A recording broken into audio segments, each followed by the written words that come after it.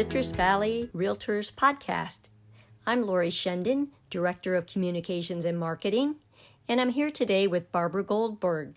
She's the Director of Member Engagement at Citrus Valley. Hi, Barbara. Hi, Lori. How are you? I'm fine, thank you. Great. So today I wanted to talk to you about this CRMLS Clear Cooperation Policy, and I saw that it takes effect May 1st. Right. And so we're going to be putting that out there for our members beginning May 4th with our CVAR Connect newsletter. So I wanted to have a better idea of what this is and what it means to the realtors. Okay. First of all, so can you explain what a Clear Cooperation Policy is? Well, let me give you a little bit of background first about how it came about. You have a requirement to, as an agent, to list a property in your home MLS within a certain amount of time. And in this case, it's 2 days or 48 hours. And so because of people consistently bypassing that requirement and something that we call pocket listings, the National Association of Realtors decided to develop a policy on that. And through overwhelming votes for creating a policy, last November 2019, NAR did just that. And out of it came this Clear Cooperation Policy from CRMLS. So it's a domino effect thing, obviously. The problem is people were bypassing the MLS, offering properties on places like Facebook or other social media sites, and really eliminating the ability for everybody to have access to the data. So if you weren't part of that little group on Facebook, you couldn't see the listings. Okay, so I'm not a realtor, but the way I understand it, a pocket listing is just a way to kind of hide it from everyone else and just share it among, like you were saying, a group of select realtors, probably maybe people in your own office or whatever. So they're saying that you cannot do that anymore? So you can still have exclusive agency listings. They still have those. And the requirements are outlined very well in this cooperation policy that CRMLS has created. They are outlined. So if you have a broker with 5 offices and they're all under the same corporation ID in the DRE, you can share those listings amongst all your realtors or your agents as long as they're part of the same office. Okay, you can share it. What you can't do is marketing, and there's a clear outline of what marketing means. The deal is that according to our articles, the 17 articles in the Code of Ethics, they all point to we have to do what's in the client's best interest. So when you look at the small group of agents that your little group might present, the opportunity that might present as far as procuring buyers for your seller's listing, is that in their best interest when you weigh maybe you've got 50 people versus the 100,000 agents that participate in the MLS? This is a simple math question. Right. The 50 that you know versus the 100,000 in the MLS, obviously adding that listing to the MLS would be in your client's best interest. Right. So, they might get a higher offer and therefore more money for everybody. Multiple offers and exposure. It's about exposure. But, the MLS was developed to offer compensation between one broker and another. It wasn't really meant to advertise your listing. So that's kind of an unintended or happy unintended consequence, right? So the deal is that people are bypassing the requirement to add a listing, because when you agree and sign on the dotted line and say you're going to participate or subscribe in an MLS, you say you'll adhere to the requirements and the rules. And one of those is you have 48 hours to get a listing into the database. That's basically it. And okay, so what you're saying is they can actually get a fine with this new policy if they don't adhere to it. There can be money attached to it. Yes, absolutely. There's a policy in place. Yes, there is a policy in place that goes along with the MLS rules and regulations. And the policy outlines what the fines will be and what's a finable offense. Okay. Well, I pulled up my page here, crmls.org, and it actually has all of these questions top questions people might ask. And Mhm. one is, what types of property does this apply to? It looks like it just applies to residential, Residential. vacant residential, and residential 1 to 4 unit 4. properties. Mhm. So commercial property isn't included in this. No, it's not. And typically, the database is known for is it's residential or residential lease listings.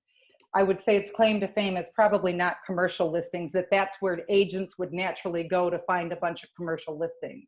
You're right. Okay. So it's mainly residential. That's it.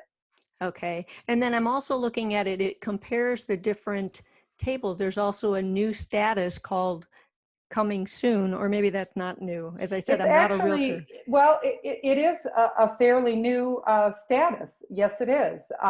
When we talk about coming soon, you are allowed to do that, but there's a lot of criteria attached to it.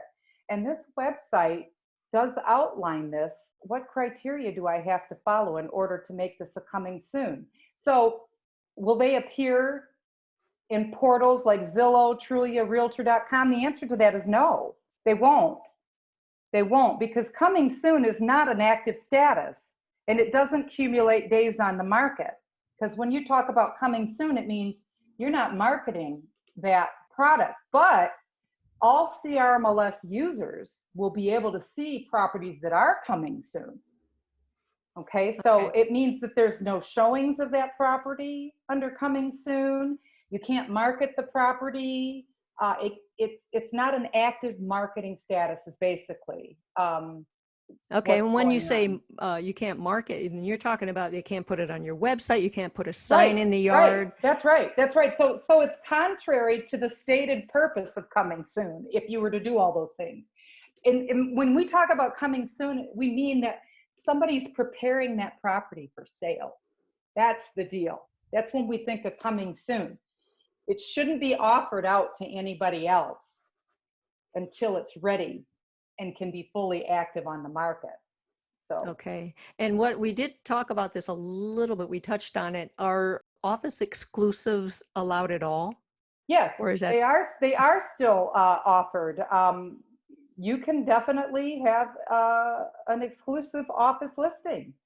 But those listings have very, very specific criteria. And I can give you a little bit of information. So an office exclusive is covered under the registered status. So there's a new status coming called registered. And you would need to use that registered status if it's an exclusive office listing. Okay. I see. And Or an that office is exclusive. A lot of people refer to it as office exclusive. So, and there's going to be more detail on this and exactly how it's going to function, and it's going to be this summer of 2020. They'll have a full outline of that registered piece and how it will function. okay. I do So see a little mention of it here on the crmls.org website. that's And right. this link, the link to this website is going to be in our CVAR Connect, as I mentioned earlier, Yes, yes, on our website. yes, So you can find it there, and you'll get that right, email in your Monday right. CVAR Connect. Let's see what else is important here, Barb. I think So there's maybe marketing, what constitutes marketing. I think that's important. I think mhm. to talk about the fact that any information about the property or its availability for sale, if it's displayed anywhere like on signs or websites or social media or brokerage or franchise operated websites, communications, either verbal or written, So that counts. yeah, That it all counts as counts. marketing. So yeah. So if it's a multi-brokerage or franchise listing where you share networks or flyers or written materials, open houses, any of that stuff, those are all marketing pieces. If I get a property and I'm talking to somebody and I say, hey, I got this great property over on Smith Lane and it's really beautiful and that's marketing. The minute you start talking about something to somebody else and they're Mhm. not somebody who's in your office, that's That clock marketing. that clock That is clock, it ticking. started to tick. That's Okay. right. That's right. That's right. And so the other thing is this new policy talks about you have 48 hours or business days. So when we talk about that, that's Monday through Friday, excluding Saturdays, Sundays, and any federal or state holidays to get your listing in the database. And I think the policy is very well outlined as far as what it all means. CRMLS does have a full tutorial on their website under their resource section or education in there. And we have plenty of pieces of information on it too that we're circulating at Citrus Valley. But of course, if anybody has any questions, they can reach out to our member services department and talk to them. They can call us or email us at memberservices@cvar.net to get clearer information. And we've got the website for CRMLS to get that tutorial information. Okay, and again, the links will be in our CVAR Connect. It goes out in a Monday morning email to all of our members. Well, thanks, Barb. I really appreciate you explaining this. Let me give you this information. So Okay. just to clarify what this process is looking like. Okay. Is CRMLS has a process where the seller signs the contract and the listing broker has 2 business days, and we outlined what business days mean already, from the listing contract date to enter the listing into the MLS, okay? Either under the registered status, the coming soon status, or the active status. Those are the 3 that will qualify, okay? And within 1 business day of marketing the property, the listing broker must ensure that the listing is in a coming soon or active status. So those are the 2 things that are running there, just to clarify what this all means. Okay. So, and just to clarify, so the coming soon and the active are starting now, the month of May. Registered will be coming up sometime this summer? Yes, actually in the very near future, because next month is summer. So in June, I would expect to see something, but stay tuned because we will continually update. But today is the day. May 1st is the day that this policy takes effect. Okay. So you have Got to, it. yeah. Okay. Okay. Well, thank you, Barb. Thanks for explaining it. And Okay. I hope members will check out our CVAR Connect on Monday, and the links are in there again for crmls.org, and a more broad explanation of what all of this means. And thank you very much to Barbara Goldberg, our CVAR Director of Member Engagement. Thank you, Lori. I'm Lori Shendon, Director of Communications and Marketing at Citrus Valley. Have a great week.